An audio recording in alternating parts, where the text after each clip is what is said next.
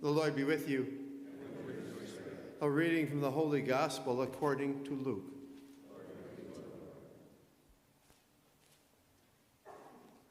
While some people were speaking about how the temple was adorned with costly stones and votive offerings, Jesus said, "All that you see here, the days will come when there will not be left a stone upon another stone that will not be thrown down."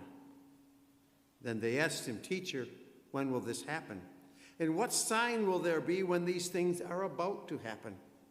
He answered, "See to it that you not be deceived.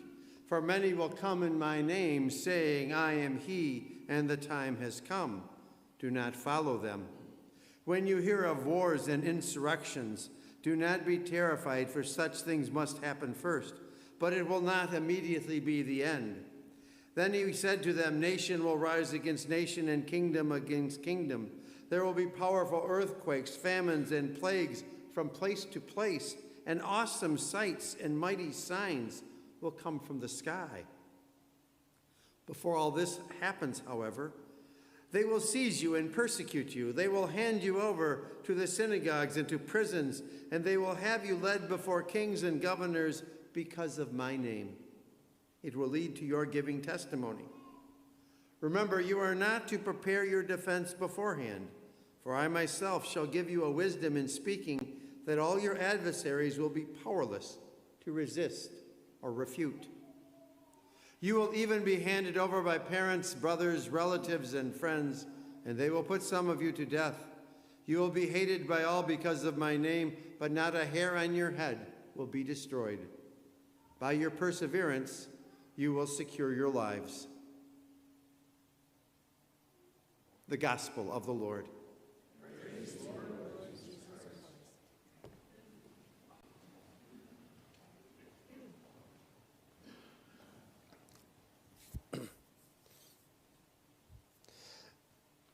Two things in this gospel just seem a little off. First, Jesus gives an extremely vague answer when answered when the end will come. He talks about wars, insurrections, earthquakes, storms, famines. We experience that about every other week these days. But even then he says, well, it won't immediately be the end. So he gives us vague signs and says, well, even then, it's not the end. The second thing is Jesus tells his followers not to try to prepare ahead of time any testimony. Don't just wait. He will give that to them. We try to anticipate whatever's coming so we can be prepared. We try to think of every possibility so we can be ready. For this, what seems like the most important task, Jesus says, don't be prepared. Which is probably good because given the vague signs he told us, we don't know what's going to happen or when it's going to happen or how it's going to happen. There's really no way to be prepared. At other points in the gospel, Jesus has said that only the Father knows when the end will come. But I think this is more than a way of Jesus telling us he doesn't know. I think what Jesus wants is for us to focus on the present. We can get so wrapped up in what might happen and what's coming. We get concerned about what we will be asked of us and what people will think, and we get all tied up in this that we miss what's happening right now. Jesus wants us to focus on the present, on looking for the opportunities we have to act right now. We are surrounded by opportunities to be compassionate and merciful, to forgive and to serve. Using those opportunities now is living the way of Jesus. And if we do that, then It doesn't matter when the end comes, because our actions will show what we believe.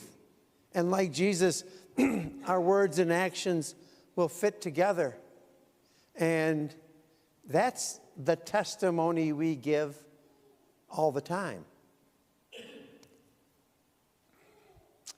Lo, the day is coming, said the prophet Malachi. That's a rather ominous warning that something important will happen. For Jesus, it's far more important for us to realize that today is here. And today is the only day we can deal with. And to use this day to follow the way of Jesus is the best example we can give Sadie and all our young people, the best testimony we give to anyone. And for Jesus, living today well is the best way to be prepared for the day whenever it comes.